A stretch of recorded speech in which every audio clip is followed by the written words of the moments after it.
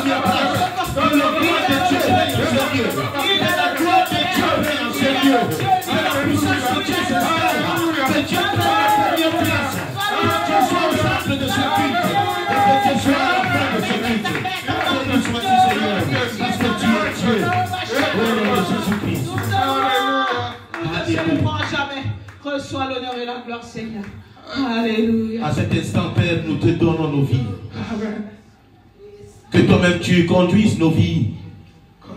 Tu conduises notre ministère. Que tu sois au centre de cette église, de ce ministère. Que tu sois au centre de la vie de tout un chacun ici en ce moment. Que tu prennes total contrôle de nos familles. Que tu prennes total contrôle de nos vies, de nos activités. Mais que ta volonté soit en nous, Père. Que cette ta volonté règne en nous. Même dans notre peur, même quand nous avons des frissons, même quand nous avons des questionnements dans nos têtes, rappelle-nous, comme le psalmiste a dit dans le psaume 121, je lève mes yeux vers les montagnes, d'où me viendra le secours. Il a eu ses propres réponses, car il a déclaré, le secours me vient de l'Éternel, qui a fait les cieux et la terre. Il ne permettra point que ton pied chancelle, celui qui ne sommeille ni ne dort. L'Éternel est ton ombre à ta main droite. Amen. L'Éternel sera avec toi toute ta vie. Alléluia. L'Éternel va contrôler et bénir, protéger ta famille. Amen. L'Éternel sera avec nous tous les jours de notre vie, jusqu'à la fin des temps. C'est pourquoi nous acclamons encore la parole. Alléluia. Nous te bénissons, Seigneur, au nom de Jésus-Christ. Et nous disons 3 fois Amen, Amen, Amen. Nous nous asseyons, bien-aimés.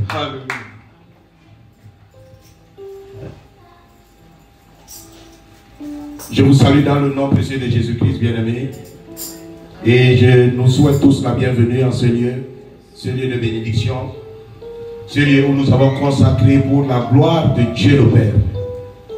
Nous le prions de prendre la première place en cet instant, d'être au milieu de nous et à la fin de cet événement, que nous partageons dans l'amour fraternel. Aujourd'hui, l'enseignement que nous allons voir est la deuxième partie de l'enseignement que nous avons vu il y a 2 semaines. Il y a plusieurs semaines, je m'excuse, il y a plusieurs semaines, qui était intitulé « Le renoncement total ». Aujourd'hui, je le nomme « Renoncement total, partie 2 et fin ». Il fallait que je revienne là-dessus parce que j'avais fait une introduction et un bref développement. Le renoncement total, pourquoi? Parce que nous ne pouvons pas vivre cette vie si nous ne renonçons pas totalement. Et quand nous renonçons notre vie totalement, quelqu'un prend possession de cette vie. Quand quelqu'un renonce à sa vie, ça veut dire qu'il ne veut plus compter sur sa sagesse, son intelligence, sur ses forces, mais ça veut dire qu'il veut confier, il voudrait que cette personne-là, à la personne de notre Père, le Dieu créateur, prenne exactement contrôle de notre vie. Amen. Pour ceux qui ont déjà eu la chance de prendre l'avion, quand vous voulez voyager, vous achetez votre billet en ligne, vous regardez toutes les conditions du voyage. La seule condition l'homme n'a jamais posée, celui qui a pris l'avion ou un véhicule pour faire un long trajet, la seule question que nous n'avons jamais posée, c'est que le pilote qui conduit nos vols nous montre vraiment son expertise, qu'il maîtrise l'avion. Mais on le fait confiance. Et on voyage avec une assurance. La plupart des temps, nous disons à nos proches, je voyage aujourd'hui, viens me prendre à l'aéroport à 17 h. Ça veut dire que nous avons cette confiance que automatiquement, à cette heure-là qu'on t'a dit, le pilote qui conduit ou le chauffeur qui est au véhicule, malgré que dans le véhicule, nous avons des chauffards qui n'ont pas de permis. Mais nous n'avons jamais posé la question de vérifier son permis parce que nous avons confiance que celui qui me conduit dans ce véhicule va m'amener à bon port. C'est ça exactement le renoncement. Celui qui renonce à sa vie s'attache à ce qu'il le confie à quelqu'un et qu'il connaît les capacités de cette personne. C'est pourquoi nous avons vu la définition de l'action de renoncement, qui était l'action de renoncer quelque chose, de cesser de chercher ce à quoi on tenait et de s'en détacher à cette chose. Ça veut dire que le renoncement, la plupart du temps, ce qui bloque un être humain à renoncer, c'est ce qu'il a quelque chose de plus qui le tient dans son cœur, qui le bloque, qui ne le permet pas à venir justement derrière Dieu, à suivre Dieu. Ça peut être notre travail, ça peut être nos activités, ça peut être ce qu'on a tant espéré et on s'est dit qu'on ne l'a pas trouvé à l'église. Peut-être on fait d'autres plans en se disant que nous pouvons trouver cette chose ailleurs. C'est ce qui permet que l'homme ne puisse pas se détacher à ses besoins. Mais pour aujourd'hui, nous allons voir que pour renoncer à sa vie, il te faut ces 6 choses.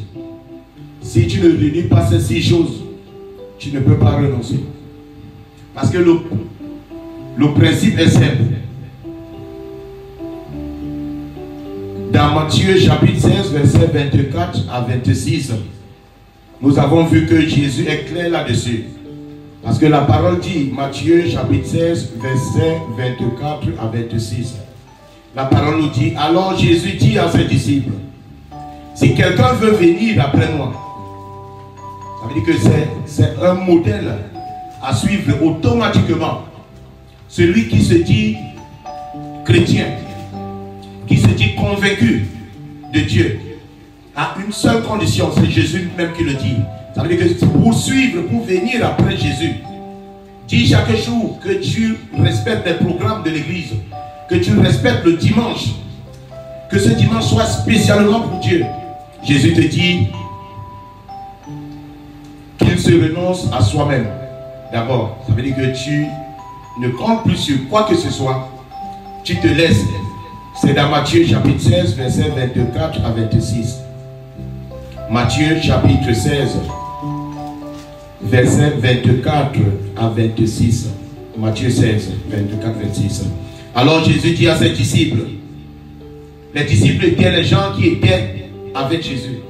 Ils étaient avec lui tous les jours.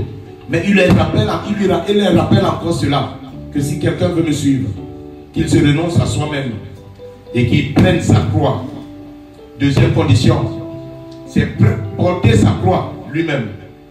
Nous avons vu que la croix est symbole des souffrances. Parce que ce dont tu as besoin, si c'est pour ça que tu viens à l'église, c'est pour ça que tu suis Jésus, tu vas être déçu parce que tu ne l'auras pas. Amen. Il te demande de porter ta croix. Ça veut dire que d'être face à tes difficultés. Quand on porte sa croix, on n'aide pas à porter sa croix. Tu portes ta croix seul, tes problèmes, mais tu dois le suivre. Amen. En portant cette croix. Pourquoi? Parce qu'on le suit. Dieu n'a pas mis le modèle des gens qui le suivent dans le confort. Ça veut dire que c'est quand tu es bien. Et l'évangile d'aujourd'hui est enseigné dans les églises que Dieu donne les bénédictions. Dieu donne, Dieu donne, Dieu donne. C'est pas vrai. C'est que pour suivre Jésus, sois prêt à renoncer à toi-même et à porter ta croix pour venir après lui. Amen. Et il nous rappelle encore, car quiconque voudra sauver sa vie, parce que des fois on fait des calculs. Non, je dois aller à tel rendez-vous aujourd'hui, je dois être là-bas aujourd'hui, je dois aller travailler aujourd'hui, parce que si je travaille, je vais avoir ça pour payer mes factures, ça. Ça c'est pour essayer de faire des calculs qui te fait croire que c'est là où la paix du cœur vient, c'est là où la réussite vient. Il dit non. Il dit si celui qui voudra sauver sa vie la perdra. Et quiconque perdra sa vie pour l'amour de moi, parce que c'est l'amour qui te permet de faire des sacrifices. Si tu n'aimes pas quelque chose, si personne ici, d'entre nous ici ce matin, si on n'aimait pas Dieu, on ne devrait pas être ici ce matin. Parce que c'est des gros sacrifices. C'est une partie de la croix que nous avons portée ce matin. La semaine était difficile, c'était dur. Le sommeil, on a perdu 1 heure cette nuit-là. Mais tout le monde, malgré cette fatigue, si ce n'était pas l'église, je vous rassure, je serais toujours au lit en ce moment. Mais tu te lèves, tu prends les transports et tu arrives ici. Ça, c'est l'amour. Amen. Il dit, celui qui la perdra pour l'amour de moi, la retrouvera. C'est une assurance totale que Jésus lui-même dit.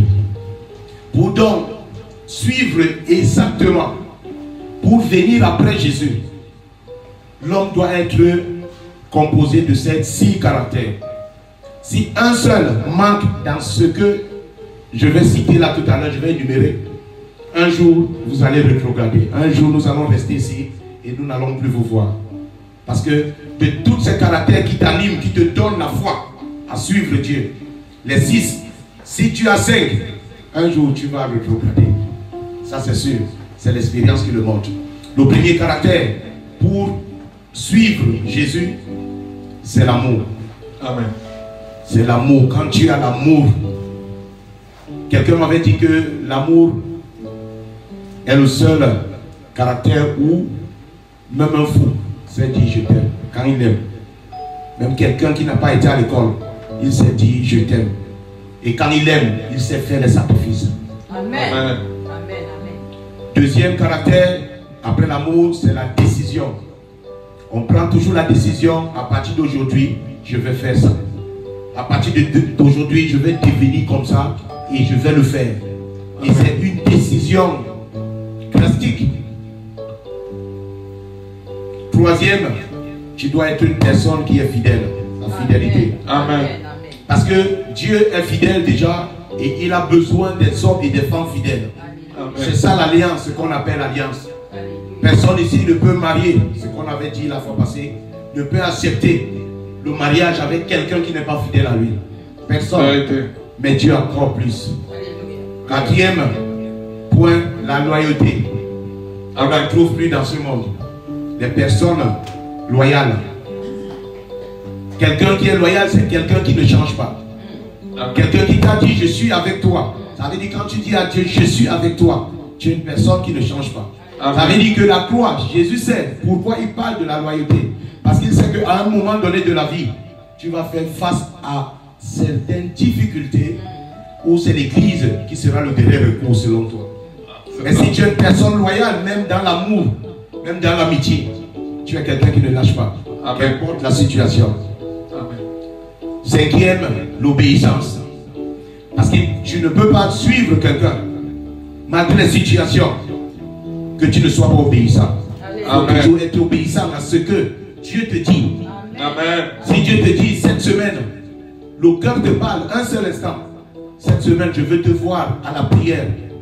Frère, même si tu as avec quel programme, viens prier parce que c'est le seul moment où un chrétien communique avec Dieu. Amen. Parce que tu ne peux pas aimer quelqu'un que tu aimes vraiment cet amour. La décision d'épouser cette personne, la fidélité à cette personne, la loyauté, et que tu ne sois pas obéissant à cette personne. Vérité. Et la dernière des choses qu'il faut surtout pas, parce que c'est là le seul point où à distance, quand quelqu'un ne te connaît pas, te regarde, tu n'as jamais vu, saura que tu es chrétien ou pas. C'est l'humilité.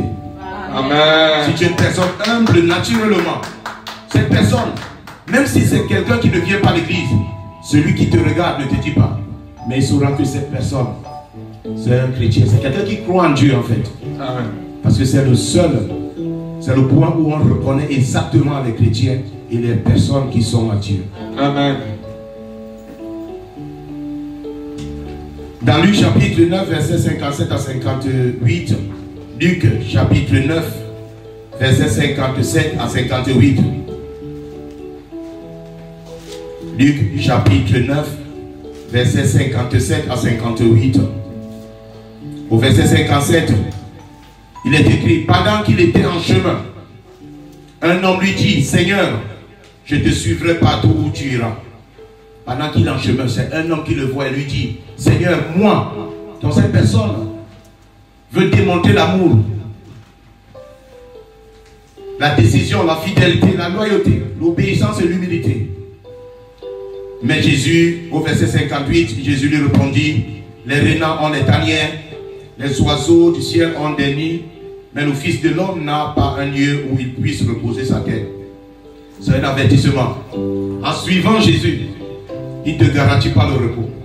Amen. 30. Si tu le suis, il n'a où poser sa tête. Ça veut dire que tu n'auras pas de repos. Il a pris l'exemple de la tanière, des renards, des nids des oiseaux. Ça veut dire que la tanière permet aux renards de se reposer le soir, même s'ils se promènent en journée. De même pour les oiseaux, les nids d'oiseaux. Les oiseaux le soir vont se reposer. Mais si tu veux le suivre, sache qu'il n'a pas où se reposer. Il n'y a pas de repos à l'église. Amen.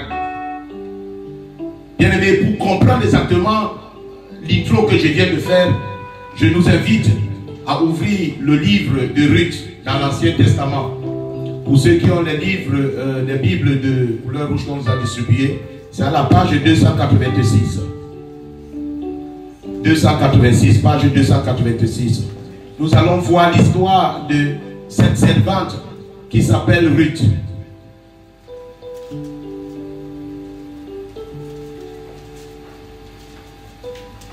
La parole nous dit que du temps des juges, il y a eu un homme dans le pays, un homme de Bethléem de Juda, parti avec sa femme et ses deux fils pour faire un séjour dans le pays de Moab. Le nom de cet homme était Elimelech, celui de sa femme Naomi. Et ses deux fils s'appelaient Maclon et Chilion. Ils étaient Éphrasiens de Bethléem, de Juda. Ça veut dire que c'est une famille qui ont été frappés par la famine dans leur pays. Mais une famille qui croit en Dieu.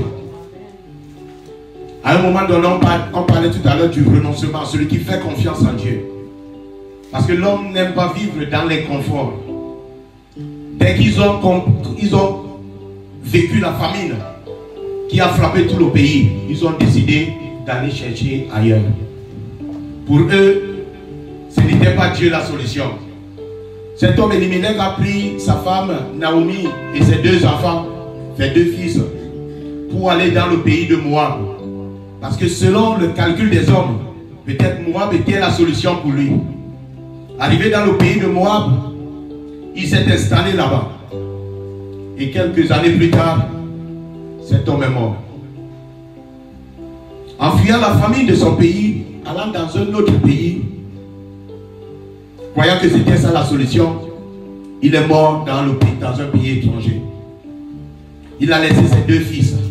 Ses deux fils ont épousé deux filles du pays de Moab. Les deux filles, une s'appelait Orpa et l'autre Ruth, celui dont la page nous sort. Quelques années aussi, 10 ans après, la Bible nous dit 10 ans après, ses fils aussi, les deux filles sont morts. Ils ont laissé leur maman veuve. Ils ont laissé leurs deux épouses devenues aussi veuves.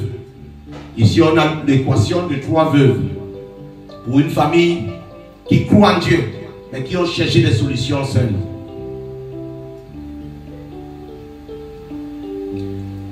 Après quelques temps, Naomi, la maman, étant veuve, parce qu'à cette époque-là, être veuve était quelque chose vraiment de difficile. C'était la misère parce que les veuves ne travaillaient pas.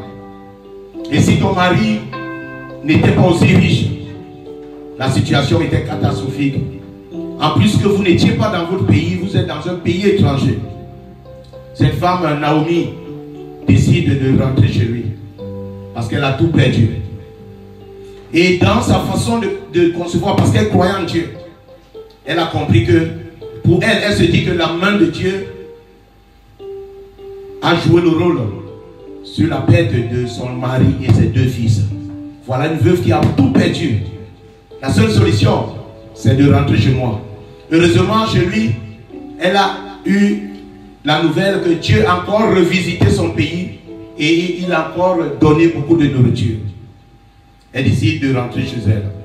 Elle se leva donc un matin au verset 6. Si nous voyons dans Ruth chapitre 1, verset 6.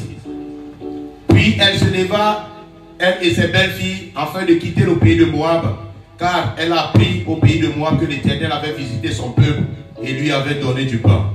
Elle sortit du lieu qu'elle habitait, accompagnée de ses deux belles-filles, et elle se mit en route pour retourner dans le pays de Moab.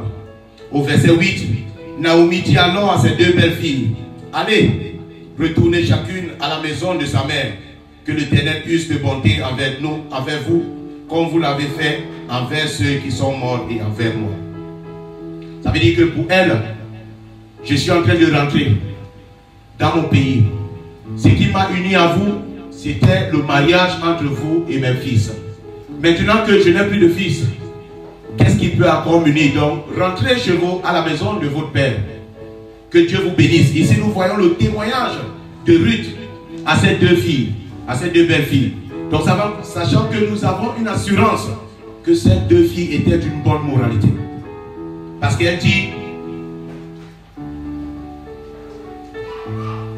que l'Éternel use de bonté envers vous, comme vous l'avez fait envers ceux qui sont morts et envers moi. Donc ça veut dire que c'est un bon témoignage. C'est des filles qui étaient bien avec eux. Et elle continue au verset 9. Que l'Éternel vous fasse trouver à chacune du repos dans la maison d'un mari. Et elle les baisa, elle élevait la voix et pleurait ensemble. Ça veut dire qu'elle est en train de les bénir encore. Elle est demandée de rentrer à la maison de leur père. Parce que selon Naomi, elle n'a plus rien à leur donner. Elle élevait la voix parce que la séparation est chose très difficile. Et les deux belles filles lui disent au verset 10, non, nous irons avec toi vers ton peuple. Nous nous rappelons encore de la parole de Dieu sur celui qui a vu Jésus et lui a dit, je veux te suivre. Naomi lui a dit, rentrez, allez trouver du repos, allez bénissant. Que l'Éternel vous aide à trouver d'autres maris. Mais moi, je n'ai plus rien à vous donner. Naomi dit, retournez mes filles, pourquoi viendrez-vous avec moi? Et j'accorde dans mon sein des fils qui puissent devenir vos maris. Ça veut dire que je ne suis plus à l'âge de faire des enfants. Pourquoi vous voulez me suivre? Naomi ne voit plus de relation qui permet que ces deux belles filles viennent dans son pays avec elle. Elle continue au verset 13. Attendrez-vous que cela qu'ils eussent grandi? Refuserez-vous pour cela de vous marier? Non, mes filles, car à cause de vous, je suis dans une grande affliction de ce que la main de l'Éternel s'est étendue contre moi. Donc ici, Naomi est en train de chercher toutes les voies pour dissuader la décision de ces deux belles filles. Elle est en train de leur montrer rentrer. C'est pourquoi je disais, pour ceux qui viennent à l'église, pour ceux qui veulent suivre Dieu, pour avoir quelque chose. Ici, prophétiquement, Naomi veut dire, venir devant quelqu'un qui est veuve et qui ne travaille pas, qui ne peut plus faire d'enfants, qui a tout perdu, mari et fils. Qu'est-ce que vous pouvez avoir? Je vous prie, je vous exhorte, je vous conseille d'aller rester chez la maison de vos pères. Et tant chez votre parent, peut-être il y aura quelqu'un qui viendra vous demander un mariage. Amen. Elle élevait les voix, elle pleurait encore parce que la séparation était un peu difficile. Mais une des belles filles, nommée Orpa, Béza, sa belle-mère, mais Ruth s'attacha à elle. Alléluia. Il y a une des belles filles, après avoir compris que nous n'avons, sa belle-mère n'a rien à lui donner, elle a décidé de rentrer dans la maison de ses parents. Ça fait comprendre. Si je viens, je suis Dieu, je viens à la maison de Dieu pour quelque chose. Bien-aimé, pour gagner un temps, rentre comme Orpa. Parce que Dieu ne donne pas. Parce que tu viens prendre quelque chose. Naomi dit à la deuxième belle-fille, voici ta belle-sœur, elle retournait vers son peuple et vers ses dieux. Retourne comme ta belle-sœur. Parce qu'elle m'a compris que je n'ai rien à donner. Retourne aussi comme ta belle-sœur. Naomi, Ruth, répondit à sa belle-mère. Ça c'est des versets qui remplissent les conditions, les 6 conditions que je viens d'énumérer quelque temps avant, pour que personne ne te dissuade. Parce qu'à un moment donné de la vie, les gens te poseront la question. Parce que j'en ai beaucoup entendu ces gens de questions. Qu'est-ce que vous cherchez dans vos églises? Regarde, même ceux qui ne viennent pas à l'église ont ce que toi tu n'as pas. Mais quand on te dit quand même ça, ça chauffe le cœur, même si tu es chrétien, tu te poses la question. Moi je vais jamais à l'église. Moi je sors tous les jours, je bois, je fais tout ce qu'il faut. Mais j'ai tout, la femme, les enfants, le travail, le compte bancaire. Si on te dit ça, frères et sœurs, mais si tu as ces 6 choses, l'amour, la décision, tu es quelqu'un de fidèle, tu es loyal, tu es obéissant à Dieu, tu as l'humilité, rien ne peut te dissuader, même si tu ne vois rien. Amen. Écoutez la partie de cette femme au verset 16 au verset 17 qui m'a séduite, qui m'a touché. C'est une femme de puissance. Parce que quand on veut avoir ce que Ruth a eu, est-ce qu'on avait ces 6 choses que j'ai citées pour avoir ces choses? C'est pourquoi mon intro, je vous ai dit, si tu ne remplis pas ces 6 choses, un jour, cette chaise va être vide. Parce qu'on en avait beaucoup qui ont même témoigné, qui ont dit ici, moi je serai ici, c'est mon église. Aujourd'hui, ils n'y sont plus. Nous on comprend, parce qu'ils ne remplissaient pas ces 6 caractères. Au verset 16, écoutez ce que Ruth dit à sa belle-mère. Ne me presse pas de te laisser, de retourner loin de toi. Où tu iras, j'irai. Où tu demeureras, je demeurerai. Ton peuple sera mon peuple. Amen. Et ton Dieu sera mon Dieu. Amen. Où tu mourras, je mourrai. Et si je serai enterré, que l'Éternel. Où tu mourras, je mourrai. Et j'y serai enterré. Et maintenant, elle est en train de jurer. Elle dit que l'Éternel me traite de toute sa rigueur. Donc, de toute la rigueur, que si ce que je te dis aujourd'hui ne soit pas ce que je veux faire. Donc, ça veut dire que quelqu'un qui est en train de renoncer à sa maison, à son peuple, à sa patrie, pour aller quelque part. Si tu n'es pas prêt à tout renoncer, ça veut dire que selon les yeux des hommes, les hommes vont croire que tu es en train de tout perdre. Les gens te diront, pourquoi tu laisses ça pour aller? Mais Dieu est dans le cœur. Même dans le cœur, on peut prier. C'est ça. Ces gens qui ne viennent pas à l'église, ils connaissent beaucoup la parole. Parce que si je n'étais pas un roc, je ne serais pas ici aujourd'hui en train d'enseigner. Parce qu'ils te montrent ça, exactement. Ce n'est pas seulement à l'église qu'on peut prier. Naomi, la voyant décider à elle, aller avec elle, elle cessa ses instances. Donc elle a compris que cette femme a ces 6 caractères. Tu ne peux pas la faire changer d'avis. Elle a laissé sa belle-fille aller. Regarde quelqu'un qui va dans un pays qu'elle ne connaît pas. Et qui épouse le Dieu. Parce qu'en ce moment-là, il faut qu'on retourne pour comprendre que Moab ne croyait pas en ce Dieu. Donc ça veut dire que cette femme avait les liens rattachés avec le Dieu de son peuple. Mais comment on peut couper les liens sans la prière? Parce que j'ai remarqué quelque chose. Quand quelqu'un veut se marier, la première des choses, elle quitte sa famille. Les 2 personnes quittent les familles. Tu ne peux pas suivre Dieu si tu n'as pas quitté quelque chose de plus important. Amen. Et c'est des choses comme des familles. Ce n'est pas difficile. C'est pourquoi dans le mariage, tu vois quand on unit un mariage, tu vois les mariés sont en train de pleurer. Ils pleurent parce qu'ils sont en train de laisser une attache quelque part. Ils sont en train de laisser les familles là où ils sont nés pour aller. Donc personne ne peut suivre Dieu s'il a quitté quelque chose. C'est pourquoi Dieu a dit à Abraham,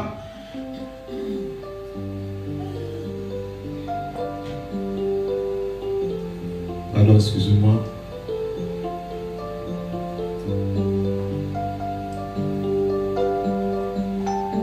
C'est pourquoi Dieu a dit à Abraham dans Genèse chapitre 12, versets 1 à 2, pour recevoir ces bénédictions.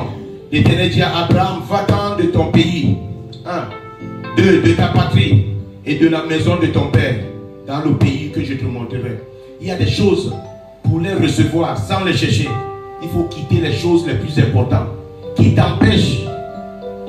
Si une chose t'empêche à suivre Dieu, cette chose, pour avoir ce que tu n'as jamais aspiré, qui est plus une grande bénédiction, tu es obligé de quitter cette chose. C'est pourquoi je dis, l'homme est habitué dans son confort, dans son habitude. Il est habitué, il ne peut pas quitter. Ils sont arrivés dans le pays de Moab, bien-aimé. Naomi avec un parent de son mari qui était plus riche, qui était un homme influent, qui s'appelait Boaz. Un des matins, Ruth qui est partie habiter dans un pays qu'elle ne connaît pas et qui habite avec sa belle-mère. Ruth dit à sa belle-mère dans le verset 2 du chapitre 2, laisse-moi, je te prie, aller glaner des épis dans le champ de celui aux yeux duquel je trouverai grâce. Elle lui répondit, va ma fille. Vous voyez ici l'humilité que cette fille a et l'obéissance, le respect. Elle n'a seulement pas suivi sa belle-mère, mais elle s'est donnée. Elle se présente devant sa belle-mère comme sa propre mère. C'est des qualités qu'on doit avoir. Amen. Elle demande d'abord la permission. Si c'était à notre époque, quelqu'un pouvait dire, je ne suis pas obligé de la demander la permission parce que c'est pour elle que je m'en vais chercher la nourriture. On a l'orgueil qui nous empêche à vivre notre humilité. Cette fille, non seulement elle a dit à sa belle-mère, je te suivrai. Et partout tu iras, j'irai. Elle a accepté de vivre dans l'humiliation. Parce que glaner dans des champs était considéré, dans les commandements de Moïse, était considéré comme un travail des pauvres, des esclaves. Ça veut dire que c'est le reste de ce que les gens ont cultivé. Que ceux qui sont pauvres viennent derrière ceux qui cultivent et récupèrent ce que les gens ont laissé, dans les déchets. Mais elle a accepté de vivre cette vie parce qu'elle a donné sa parole. Si tu n'acceptes pas l'humiliation pour suivre Dieu et t'es obéissant dans cette humiliation, il y a des choses que tu cherches, que quelqu'un qui ne connaît pas Dieu aura, mais que tu n'auras pas. Amen. Amen. Elle a accepté cette humiliation. Elle est partie au champ pour travailler. Et voici Boaz. Donc il arriva par chance. Parce qu'on dit, pendant les récoltes, celui qui était le grand patron, l'homme le plus puissant, le plus riche, il ne venait pas au champ. Il venait peut-être une fois l'année. Mais il arrivait que le jour où cette fille, elle est partie au champ, Boaz est passé. Boaz qui est le grand patron, qu'on voit rarement, qui ne cause même pas avec les ouvriers. Boaz dit à son serviteur au verset 5 du chapitre 2, Boaz dit à son serviteur chargé de surveiller les moissonneurs, à qui est cette jeune femme?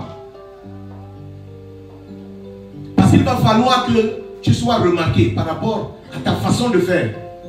Parce que le témoignage de nos vies compte. Alléluia. Amen. On peut bien suivre Dieu, c'est des étapes. Mais je vous ai parlé de ces 6 choses. Boaz remarqua, parce que le grand patron, l'homme le plus puissant ne venait pas constamment. Mais en une fois, elle est venue, elle a remarqué quelqu'un. Et elle n'a pas remarqué au niveau de ses servantes, celles qui sont en train de travailler, mais ceux qui sont au deuxième rang des pauvres. Le serviteur chargé de surveiller, quand Boaz lui a dit, qui est cette femme qui travaille là-bas derrière? Le serviteur chargé de surveiller les moissonneurs répondit, c'est une jeune femme moabite qui est revenue avec Naomi du pays de Moab. Moi je me disais que le renseignement était suffisant. Parce qu'il a seulement demandé qui est cette femme. Mais je vous ai parlé du témoignage. Quand vous savez ses caractères, les gens vont vous témoigner. Les gens diront quelque chose de vous. Mais le chargé de surveiller a continué. Maintenant avec le témoin, c'est qu'il a vu. Parce que ce que nous faisons chaque jour, il y a des gens qui ne vous saluent même pas.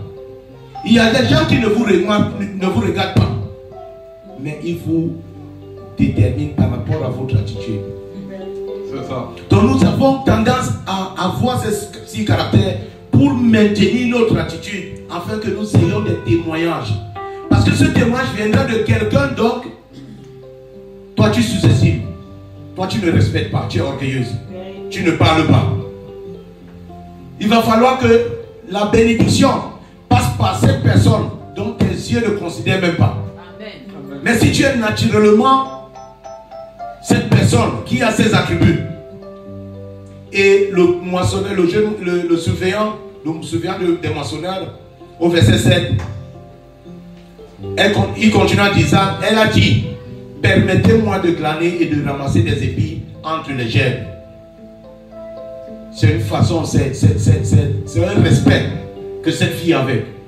Elle était domptée d'un respect derrière les moissonneurs.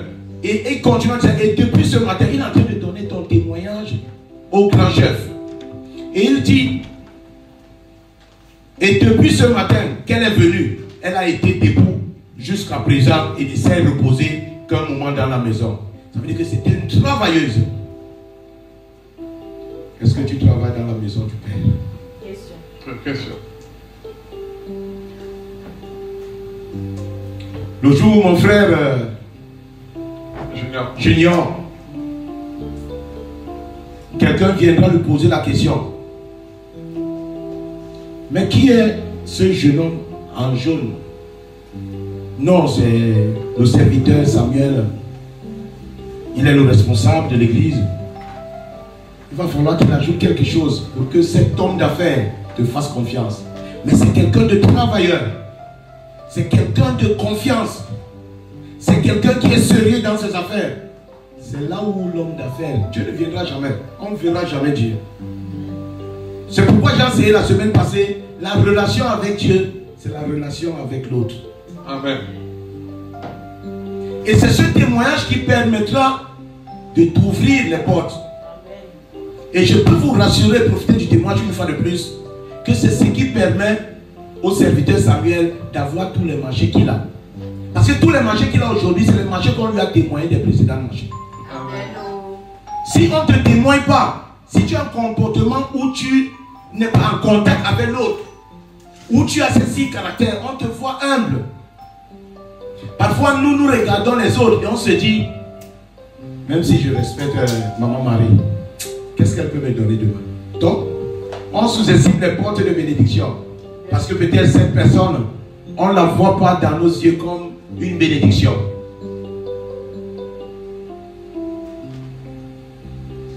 Boaz dit à Ruth, une fois, celui qui est le plus haut, l'une des personnes les plus puissantes de ce pays, ne parle pas avec des serviteurs, mais il est parti parler avec celle qui est derrière les servantes, qui ne valent rien. Elle n'a pas de valeur aux yeux des autres. Mais son témoignage a permis que l'homme puisse aller lui parler. Amen. Boaz dit à Ruth, écoute ma fille, ne va pas glaner dans un autre champ. Ne t'éloigne pas d'ici, reste avec mes servantes. Regarde où l'on moissonne dans les champs et va après elle. J'ai défendu à mes serviteurs de te toucher. Et quand tu auras soif, tu iras au vase. Là où les serviteurs boivent, donc elle commence à voir des avantages dans sa vie pour son témoignage. Amen. Des avantages que ceux qui viennent ramasser derrière avec elle n'ont pas. Pourquoi? Pour ton témoignage, pour ce que tu fais pour les autres. Mais bizarrement, le chef, ce monsieur avait déjà entendu parler d'elle. Parce que quand tu fais quelque chose, ou quand tu ne l'es pas, si les gens qui sont à côté de toi sont gentils, appelle-les parfois, dis-leur que comment tu me vois. Ils vont te dire. Parce que parfois quelqu'un peut te voir avec des comportements qui ne sont pas acceptés à la société. Mais c'est par respect, c'est par peur que les gens ne te disent pas. Mais dis vraiment à quelqu'un, ne me dis pas parce que c'est moi. dis-moi, quand cette fille, ce que tu es dans la vie, on ne force pas. Ne dis jamais que moi je suis, moi je donne, moi je fais, moi j'aime. Non. Dis aux gens te dire qui tu es. Ils vont te dire. C'est ça. Alors elle tomba, cette fille voit le grand patron, vient lui parler, vient lui dire. Elle tomba et se prosterna. Même quand elle veut remercier quelque chose, elle se prosterna. Prosterner, c'est une position d'un genou et le front au sol.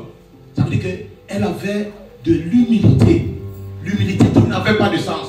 Parce que des fois, des gens nous font des faveurs. Nous, on se dit que nous méritons ces faveurs. Non.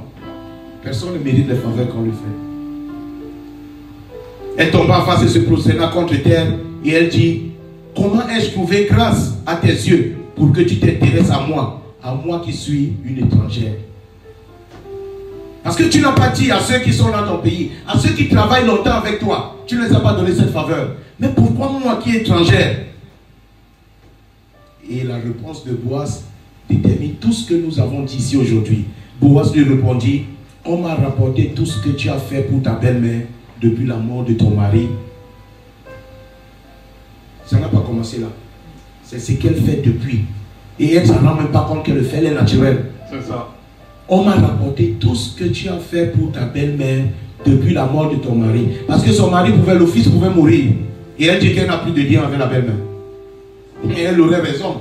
Parce que le mariage se sépare, le mariage peut finir quand une des deux personnes meurt. Mais on lui a rapporté donc tout ce qu'elle a commencé à prendre toujours soin de sa belle-mère depuis la mort de son mari. Et comment tu as quitté ton père et ta mère et le pays de ta naissance pour aller dans un peuple, vers un peuple que tu ne connaissais pas avant. Si tu ne quittes pas, il y a des choses que si tu ne quittes pas pour suivre Dieu, tu ne peux pas les avoir. La grâce se trouve dans ce chemin-là. Amen. Amen, amen, amen. Le chemin du renoncement. Le chemin où tu lâches certaines choses qui vont te faire mal. Après cette chose, tu n'auras pas à voir d'autres choses. Tu vas croire que tu as perdu, mais tu n'as pas perdu. Alléluia. Parce que Dieu ouvre les portes au travers de certaines personnes. Et Boaz continue à lui dire que l'Éternel te rende ce que tu as fait. Quand on renonce, quand on laisse, non. Quand on dit que l'Éternel te rende, ça veut dire que tu avais d'abord perdu. Tu as perdu certaines choses. Maintenant, quand c'est Dieu qui vient rendre, Amen. il te donne plus que ce que tu pouvais imaginer. Alléluia. Nous sommes vers la fin parce que l'heure est partie. Pour clôturer que à la fin de l'histoire, cette fille qui avait les liens d'un autre pays, qui a coupé ses liens et qui est venue dans le pays où on suit le vrai Dieu, qui a laissé tout ce qui était cher pour suivre Dieu et pour suivre sa belle-mère, a été finalement l'épouse de cet homme le plus riche du pays. Amen. Parce que la différence était que les deux belles filles, l'une, quand on a dit que je n'ai rien à vous donner, elle est partie. Mais ceux qui vont rester à la Renaissance, je prophétise et je vous le déclare au nom de Jésus, que Dieu fera quelque chose dans votre vie, Amen. que vous serez surpris. Amen. Nous recevons. Et cette femme est entrée dans l'histoire du monde. Parce que rappelez-vous qu'elle a fait un enfant avec Boaz, qu'on appelait Obed. Obed qui a accouché Isaïe. Isaïe qui a accouché David. Dans la succession, Jésus est venu dans cette famille. Donc si tu renonces à des choses plus difficiles de ta vie, à des choses que tu aimes, pour suivre Dieu, tu n'as pas perdu, bien-aimé, mais Dieu saura te récompenser. Nous allons nous lever, nous allons prier.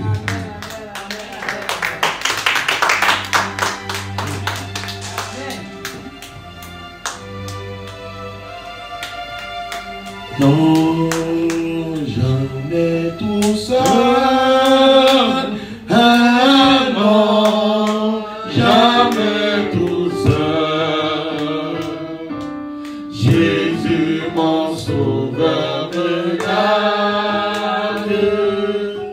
Jamais ne me laisse seul. Non, non, non, non, jamais tout seul.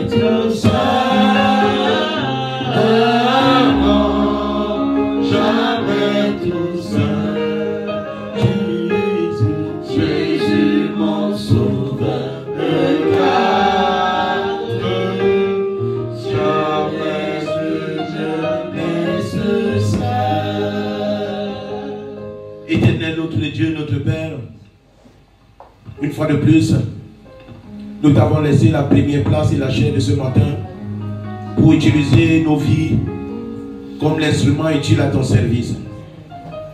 Voici à ma personne que tu as ouvert la bouche. Tu m'as pris le renoncement total. Tu m'as pris de savoir sacrifier, de perdre, de renoncer à moi-même, de porter ma croix dans la souffrance, dans l'humiliation, dans le rejet, dans le mépris des autres, afin de te suivre. Merci Père pour que nous soyons en ce moment des hommes et des femmes qui ont compris ce message comme un message qui va transformer les cœurs, des pensées et notre intelligence. De savoir que face à des situations, de savoir que face à des problèmes, que nous levons les yeux comme David. Je lève mes yeux vers les montagnes, d'où me viendra le secours. Mais une fois de plus, parce que tu as rassemblé ton peuple autour de la communion de cette parole. Merci pour mon frère ici présent. Merci pour ma soeur, parce que tu nous as réveillés à un même moment, à une même heure. Et tu as conduit chacun de nous ici en ce lieu pour nous parler du renoncement. Permets donc que cette parole soit le quotidien de nos vies. Permets que derrière le renoncement total, de posséder les caractères tels que l'amour, de prendre les décisions fermes, de venir après toi, d'être fidèle à toi, d'être loyal, d'être obéissant à ta parole malgré les douleurs, malgré les difficultés, mais d'avoir l'humilité de se rabaisser et de comprendre que notre relation avec toi dépend de comment nous regardons l'autre, comment nous parlons avec l'autre et comment nous portons l'autre dans notre cœur, mais surtout comment nous servons les autres et nous servons ton Église. Merci éternel notre Dieu, notre Père. Bénis, sanctifie-nous Seigneur, mais permets qu'une part de cette parole puisse rester gravée dans mon cœur, parce que ce message tu me l'as enseigné, parce que tu voudrais que je sois encore l'esclave dans ta maison. Je sois encore le véritable serviteur qui se rabaisse, qui s'humilie auprès des autres, mais qui sache aimer son prochain. Au nom puissant de Jésus-Christ, nous t'avons prié. Nous disons 3 fois Amen, Amen, Amen.